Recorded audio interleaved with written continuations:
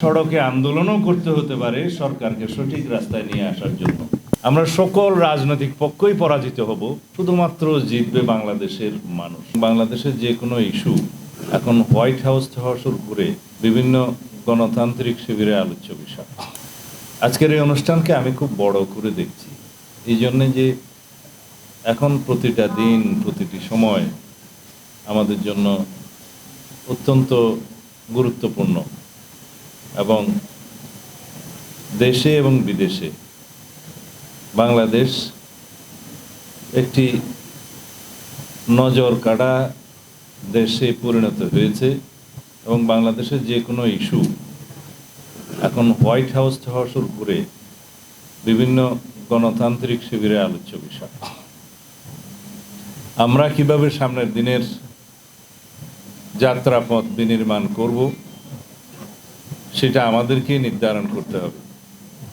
এটা নির্ধারণ করে দিয়েছে জুলাই গণ অভ্যুত্থানের শহীদরা। বাংলাদেশের গতিপথ, বাংলাদেশের মানুষের জীবন কিভাবে নির্বাহ হবে, বাংলাদেশের মানুষের আইনের শাসন কিভাবে নিশ্চিত হবে, সেটা এই দেশের মানুষরাই ঠিক করবে, বাইরের কোনো শক্তি নয়। এদেশের গণতান্ত্রিক শক্তিসমূহের মধ্যে আলোচনা হবে, বিভেদ হবে, দ্বিমত হবে, এটাই গণতন্ত্র। আমরা যদি অতীতের মতো গণতান্ত্রিক চর্চাকে মনে করি শুধুই রাষ্ট্র ক্ষমতায় যারা আছে তাদেরই গোলামি করা, সমীহ করা, তাহলে সেটা সামনের দিনের প্রজন্ম বর্তমান রাজনীতিবিদদেরকে রিজেক্ট করবে।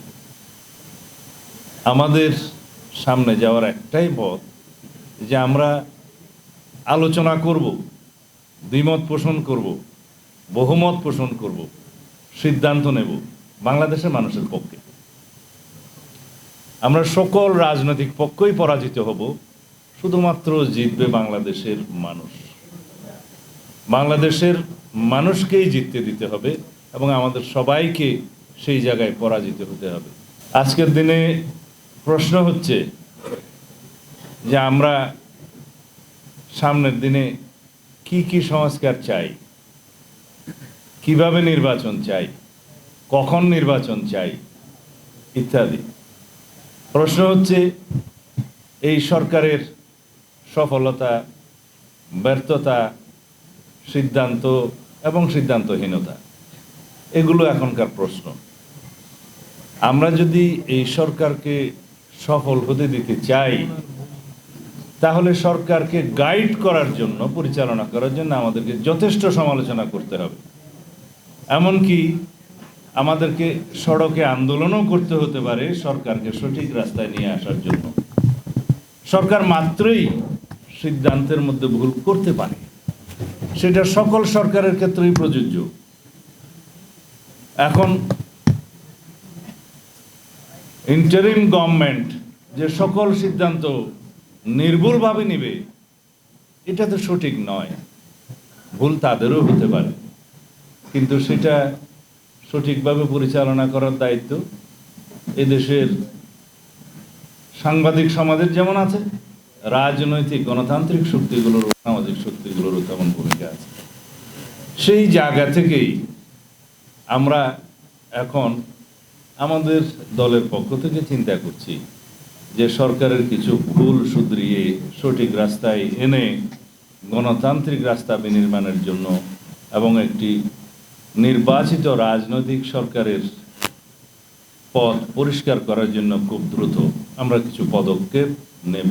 সেটাকে আপনারা সরকার আন্দোলন বলতে পারেন, সমালোচনাও বলতে পারেন।